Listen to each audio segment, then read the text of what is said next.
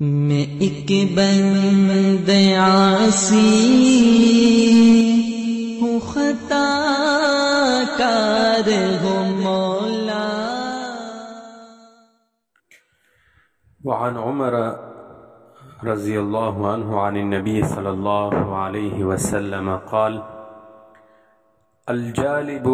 مرزوق والمحتکر ملعون، رواہ ابن ماجہ۔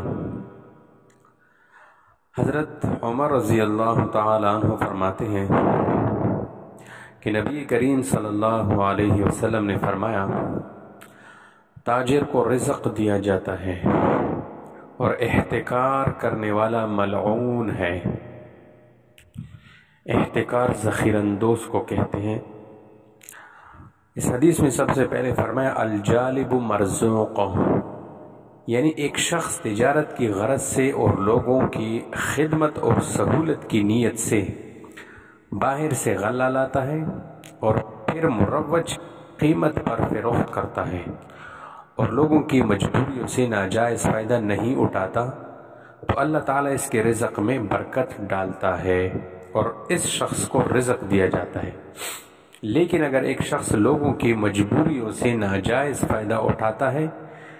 مثلا شہر میں جتنا مال ہے اس کو خرید لیتا ہے اور ذخیرہ کر کے مہنگائی کی نیت سے اس کو ذخیرہ کر کے رکھتا ہے، تو یہ شخص ملعون ہے، قیامت میں اللہ کی رحمت سے دور رہے گا اور دنیا میں بھی لوگ اس پر لعنتیں بھی